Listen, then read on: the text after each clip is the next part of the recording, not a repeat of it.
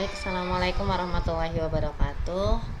Selamat pagi teman-teman. Hari ini kita akan coba diskusi tentang pengantar di akuntansi manajemen, di mana ini merupakan bab 1 dari akuntansi manajerial punya Hanson Mowen. Silahkan sambil dibuka bukunya. Jadi di bab 1 ini nanti akan ada peran, sejarah, dan tujuan dari akuntansi manajemen. Tujuan pembelajarannya nanti silahkan bisa dibaca terlebih dahulu. Kemudian akuntansi manajemen, sistem akuntansi manajemen itu sebenarnya memiliki tiga tujuan utama. Jadi yang pertama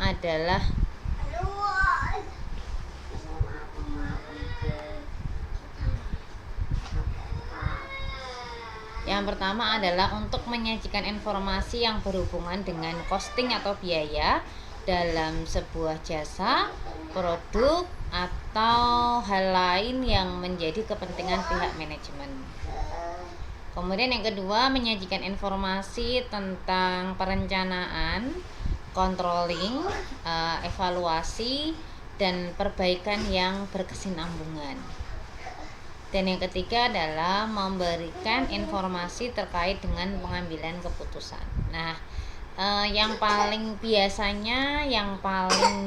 sesuai dengan kondisi akuntansi manajemen itu yang ketiga ini ya. Jadi memang akuntansi dipakai untuk pengambilan keputusan. Jadi kalau yang pertama itu kan kaitannya dengan biaya, pembiayaan. Mungkin kalau teman-teman sudah dapat akuntansi biaya sudah dapat di sana. Kemudian yang kedua itu adalah kaitannya dengan fungsi manajemen ya, planning, organizing, actuating, controlling, dan inilah peran di dalamnya kaitannya dengan planning, controlling, evaluating, dan perbaikan yang berkesinambungan. Nah, sistem akuntansi manajemen itu sama seperti sistem akuntansi, kita punya input, proses, dan output, di mana input di sini adalah economic event, hal-hal transaksi yang berkaitan dengan ekonomi ya, yang ada kaitannya dengan ekonomi, yang ada kaitannya dengan transaksi gitu, sehingga nanti kita prosesnya dengan cara mengumpulkan, kemudian menilai, menganalisis, kemudian melaporkan, dan akhirnya memanage semua yang ada kaitannya dengan economic event. Jadi kalau kaitannya dengan akuntansi, maka mau nggak mau yang kita pakai adalah yang economic event. Jadi kalau transaksi-transaksi yang tidak ada kaitannya dengan ekonomi, tidak ada kaitannya dengan nominal, itu tidak kita jadikan input dalam akuntansi manajerial ini. Nah, kemudian outputnya sedikit mungkin yang agak berbeda ya. Kalau di akuntansi keuangan itu outputnya ya laporan keuangan. Kalau di akuntansi manajemen itu ada special reports atau laporan khusus. Laporan khusus itu bisa dipakai untuk laporan yang memang dengan tujuan tertentu kepada pihak manajemen misalnya, atau kepada pihak produksi dan sebagainya. Kemudian produk cost, jadi harga dasar barang. Kemudian customer cost, kaitannya dengan customer kita. Kemudian penganggaran, budget. Performance report, jadi laporan kinerja. Dan personal communication, ini juga bisa dipakai untuk komunikasi antar bagian atau antar orang. Kemudian manajemen proses ini didefinisikan sebagai beberapa aktivitas. Yang pertama adalah aktivitas perencanaan, di mana kita juga harus merencanakan semua yang ada dalam perusahaan kita di aktivitas planning ini. Kemudian controlling, untuk melihat, mengontrol bagaimana jalannya planning yang sudah kita siapkan, apakah sesuai dengan rule-nya atau ada yang berbeda, apa yang harus kita lakukan.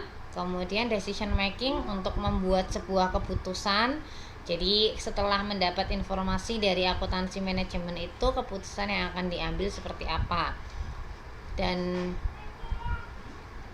Ini ya, jadi kalau kaitannya dengan planning, kaitannya dengan perencanaan, berarti kita akan membuat sebuah tujuan. Tujuannya kita apa, kemudian mengidentifikasi metode yang akan dipakai untuk mencapai objek atau mencapai tujuan tersebut.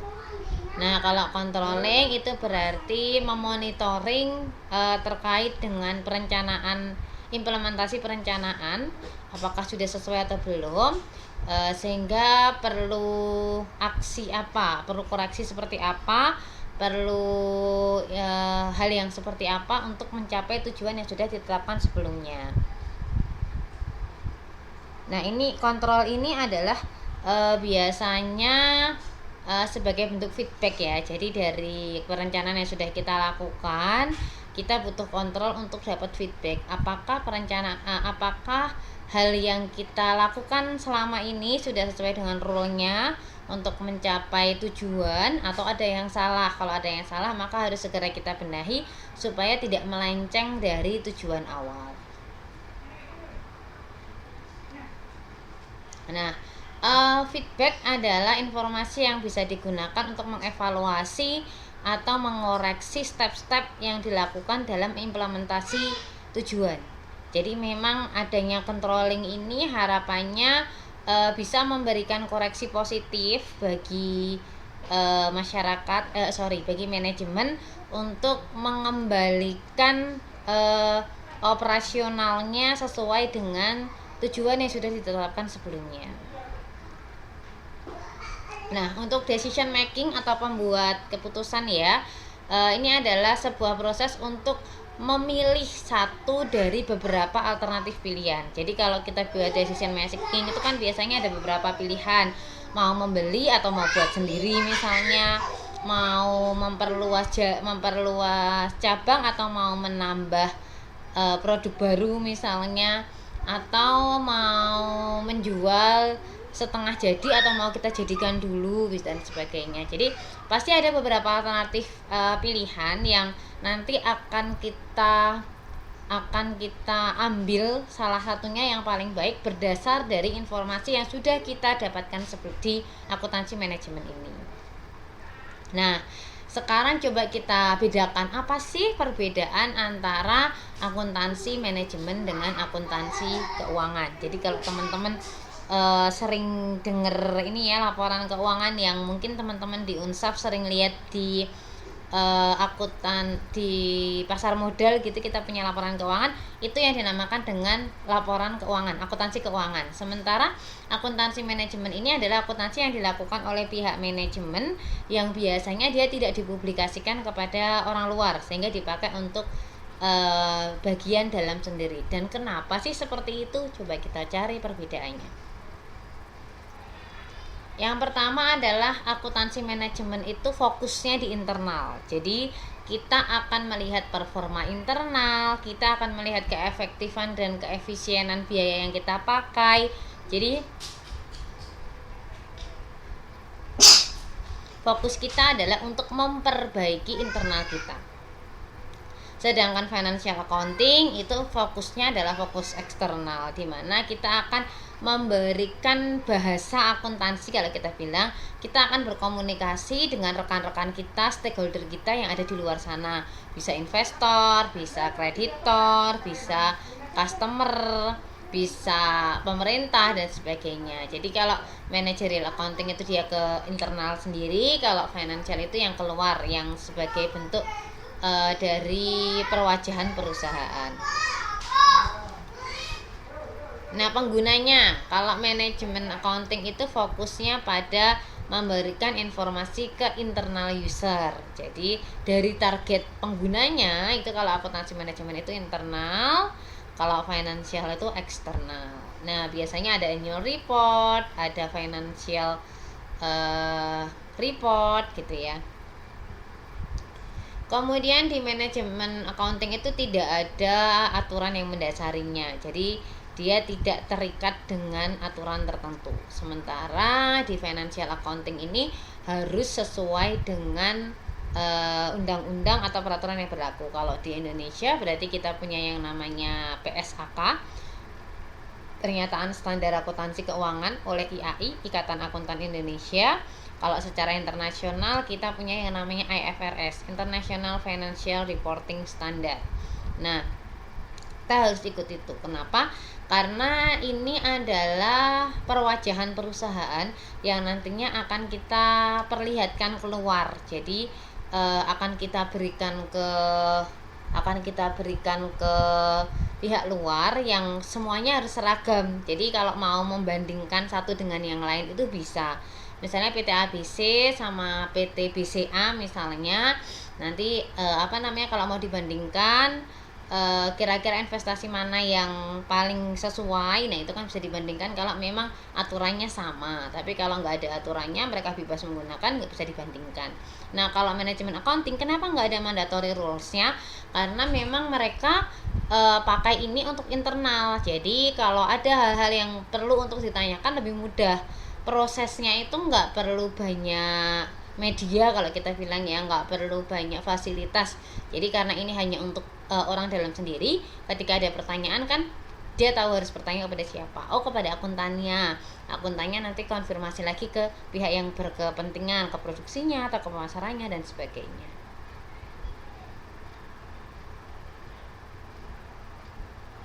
Ya, jadi manajemen accounting tidak ada pabunya ya, tidak ada berterima umum, prinsip akuntansi berterima umum. Sedangkan financial accounting hubungannya dengan SEC dan FASB, ini secara internasional, Financial Accounting Standard Board. Nah, kemudian yang ketiga, financial and non financial information. Jadi informasi yang diberikan itu dia ada informasi keuangan dan non keuangan. Jadi apa sih yang tidak ada kaitannya dengan keuangan, Bu? Misalnya, jadi kita mau perluasan pabrik, mau di mana? Misalnya mau sama-sama harganya sama, misalnya mau di daerah X atau Y gitu kan. Sebagai pertimbangan mungkin seringnya banjir, kemudian SDM, kondisi SDM, kemudian kondisi customer dan sebagainya bisa jadi menjadi bagian dari pengambilan keputusan, dan itu tidak ada kaitannya dengan finansial, tidak ada kaitannya dengan keuangan. Jadi informasi di akuntansi manajemen itu lebih menyeluruh, baik itu informasi keuangan maupun non keuangan. Sedangkan untuk finansial dia otomatis karena kita hubungannya dengan laporan keuangan, maka yang menjadi objek dalam pencatatan financial accounting itu adalah hal-hal yang berkaitan dengan keuangan. Kemudian yang keempat, manajemen accounting itu lebih berdasar untuk masa depan. Jadi kalau kita bilang peramalan gitu ya, jadi harapannya kita sekarang kondisinya seperti ini, berarti nanti 2 tahun ke depan, 3 tahun ke depan, 4 tahun ke depan kita perencanaannya ke sana. Jadi memang memandangnya ke depan, memandangnya ke masa yang akan datang. Kita mau ngapain, kita butuh dana berapa, apa yang harus kita lakukan. Misalnya 5 tahun lagi kita mau go public perusahaannya, maka apa yang harus disiapkan? Kita buat misalnya 5 tahun, berarti kita buat rencana 1 tahunan, ngapain aja. Kemudian kalau sudah 1 tahunan, kita butuh apa aja, misalnya butuh perizinan atau butuh modal berapa, caranya seperti apa, penjualannya berapa dan sebagainya. Jadi kita melihatnya dalam melihat ke depan. Sedangkan kalau financial accounting kita historical orientation. Jadi orientasinya adalah orientasi masa lalu. Kenapa masa lalu? Karena pencatatan yang dilakukan adalah pencatatan yang kaitannya dengan masa lalu. Jadi transaksi sudah terjadi baru dicatat, bukan transaksi yang akan terjadi terus dicatat ya. Jadi akuntansi itu kan misalnya kalau kita bilang laporan keuangan 31 Desember, berarti transaksinya adalah mulai 1 Januari sampai 31 Desember.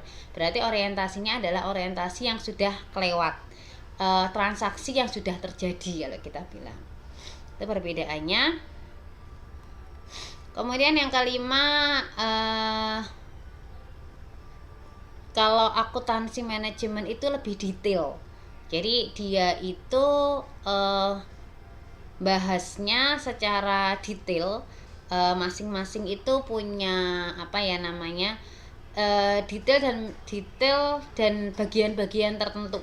Misalnya kalau kita bilang bagian produksi kita terlalu boros misalnya, kita akan lihat yang boros itu di bagian apa, di bagian bahan baku yang banyak nggak kepake misalnya karena usang, atau mungkin kalau bahan bakunya kayu gitu ternyata ukurannya nggak pas sehingga banyak potongan-potongan yang nggak terpakai, atau bisa jadi dari karyawannya terlalu banyak jadi banyak karyawan yang menganggur mungkin, atau bisa jadi mungkin dari listriknya, kita banyak sekali listrik yang tidak dipakai. Jadi misalnya pulang kerja lampu nggak dimatiin, AC nggak dimatiin, itu kan juga bagian dari pemborosan. Nah, kita lebih detail di bagian itu, tapi hanya bagian-bagian tertentu, jadi tidak menyeluruh satu perusahaan. Kalau mau menyeluruh ya berarti masing-masing punya detailnya masing-masing.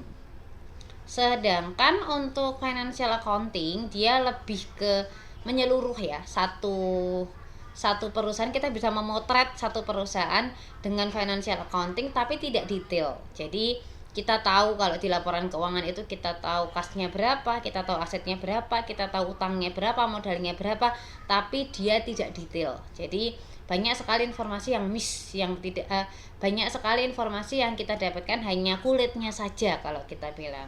Karena yang dibutuhkan orang luar ya memang kulitnya saja, kita nggak perlu tahu bagaimana cara penghematannya, apa yang sudah disampaikan dan sebagainya, tidak. Makanya informasi keuangan itu lebih, kalau kita bilang lebih menyeluruh tapi kurang detail. Kemudian kalau di akuntansi manajemen itu dia luas dan multidisiplin.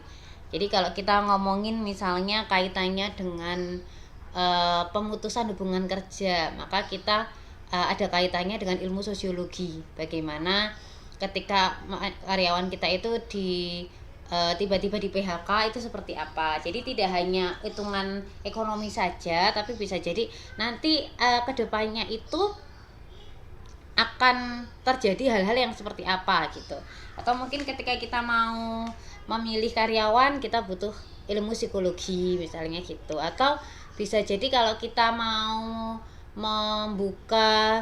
membuka lahan baru misalnya butuh ilmu geografi gitu. Jadi masing-masing itu mendukung adanya ilmu akuntansi, mendukung adanya pelaksanaan akuntansi manajemen. Nah, kalau financial accounting biasanya dia lebih cenderung ke ilmunya sendiri ya. Jadi ilmunya tentang akuntansi, ilmunya tentang ekonomi yang memang ada hubungannya dengan pencatatan dan keuangan gitu.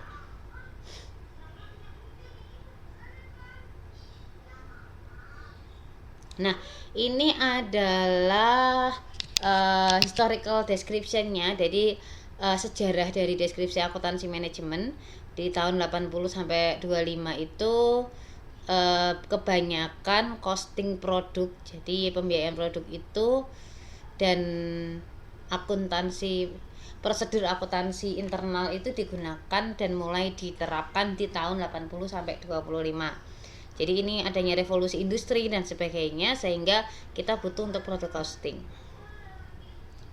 Nah, tahun 25 itu kita sudah menyiapkan costing dari inventory kita, dari persediaan kita untuk pelaporan pihak luar atau external reporting.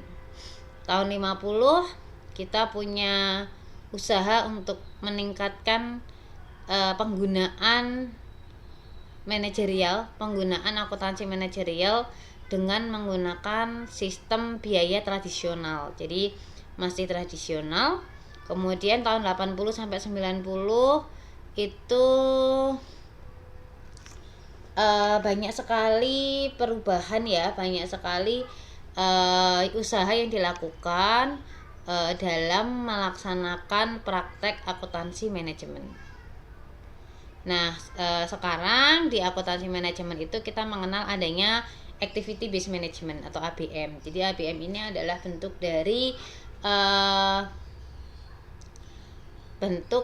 dari modernisasi akuntansi manajemen. Jadi kalau dulu itu pendekatannya tradisional, sekarang activity based management. Jadi memang manajemen kita itu berdasarkan aktivitas manajemen.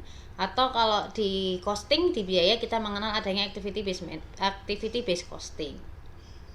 Jadi activity based management itu adalah sebuah sistem yang luas, terintegrasi dengan pendekatan fokus perhatian manajemen dalam aktivitas perusahaan, dengan tujuannya utamanya adalah untuk meningkatkan nilai customer dan meningkatkan profit perusahaan. Jadi memang kalau di activity based management ini kita kaitannya dengan aktivitas masing-masing. Jadi bagaimana untuk menciptakan nilai pendapatan dan menciptakan nilai pada customer kita, sehingga kalau kita bilang kita akan dapatkan produk yang berkualitas dengan harga tertentu, dengan harga yang optimal. Jadi activity based management ini akan melihat ke aktivitas masing-masing. Jangan sampai ada aktivitas yang bisa menyebabkan pemborosan, karena kalau pemborosan itu yang pertama bisa jadi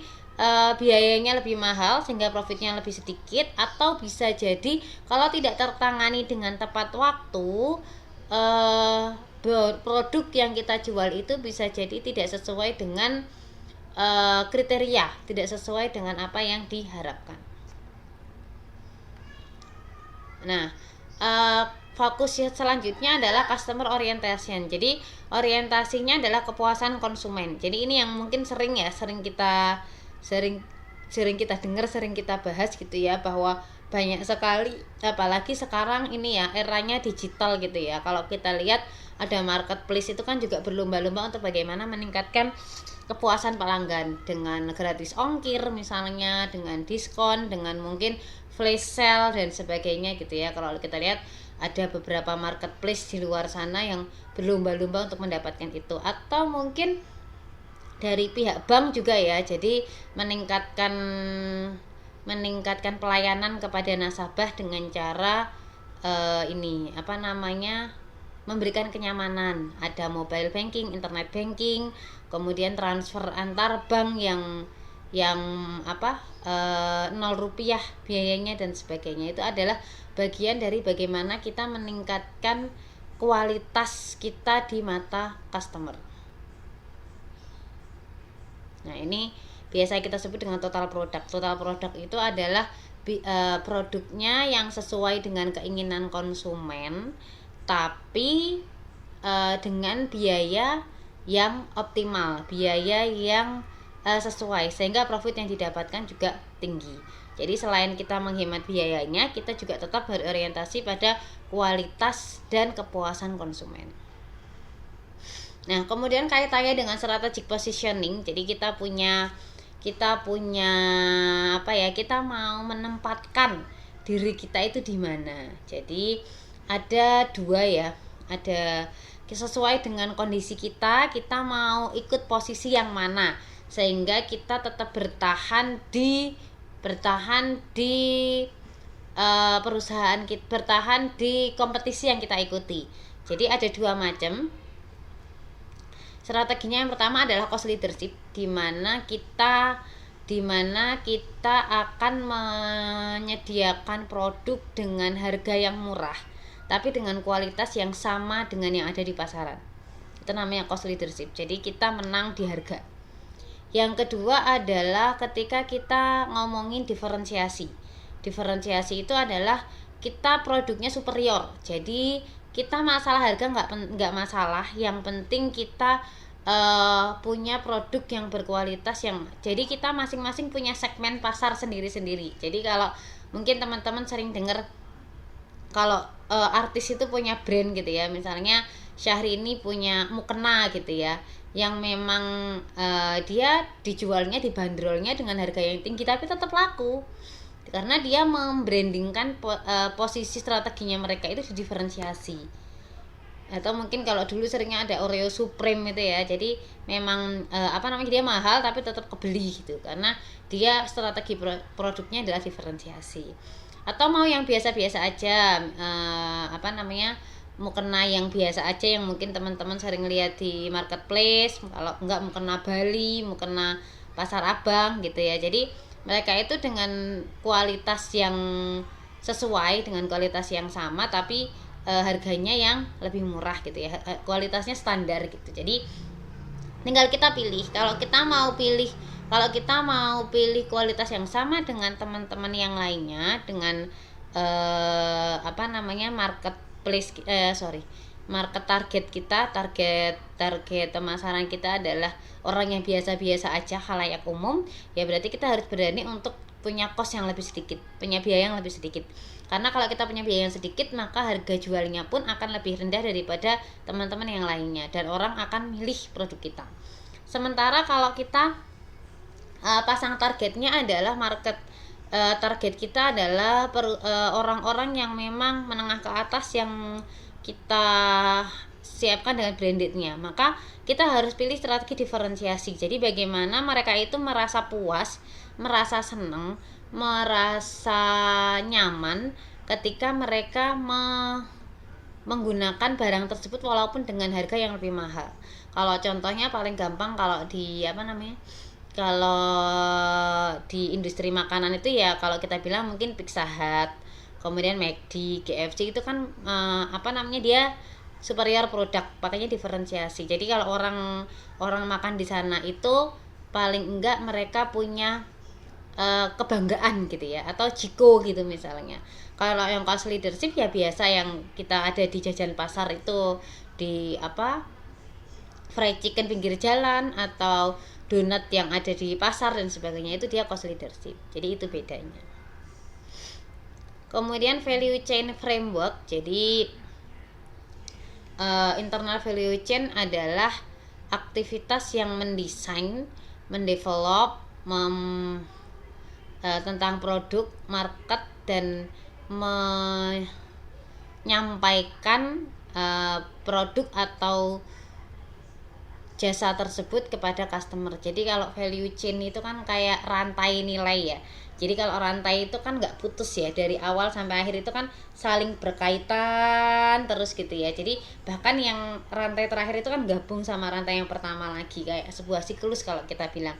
Kalau rantai ujul di tengah kan udah nggak bisa dipakai lagi ya, nggak bisa untuk dikayuh lagi dan sebagainya. Nah itulah value chain. Jadi value chain itu dari mulai kita desain sampai nanti produk itu kita sampaikan di masyarakat, itu menjadi sebuah satu kesatuan yang nggak bisa kita pisahkan. Jadi kalau ada kesalahan di desain, maka nanti customer itu akan merasa tidak puas, atau ada kesalahan di salah satu rantai tersebut, di rantai supplier misalnya, atau di rantai produksi misalnya, atau di rantai pengiriman misalnya, maka value chain ini akan menjadi berkurang. Sehingga memang value chain ini menjadi sebuah hal yang harus kita jaga kualitasnya, supaya nanti bisa menjadi sebuah framework yang baik.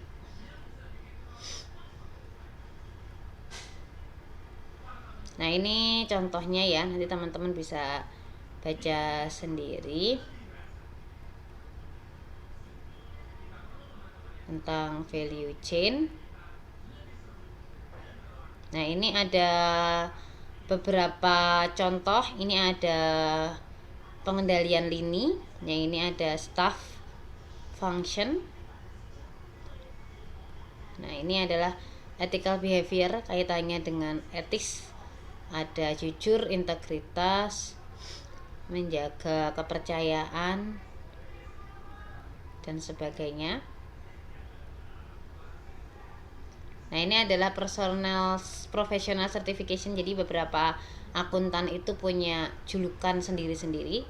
Ada CMA, Certified Management Accountant. Ada CPA, Certified Public Accountant, ini biasanya untuk yang auditor.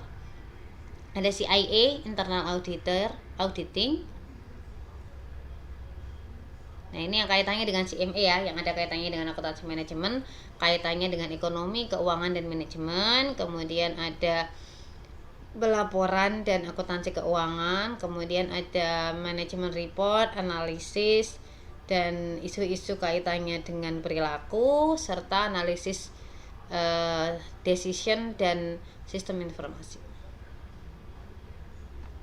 Oke, demikian yang bisa saya sampaikan. Mohon maaf bila banyak kekurangan dan kesalahan. Silahkan teman-teman teman-teman kaji dulu, dicoba kita pelajari dulu. Kalau ada pertanyaan bisa kita diskusikan berikutnya. Terima kasih. Wassalamualaikum warahmatullahi wabarakatuh.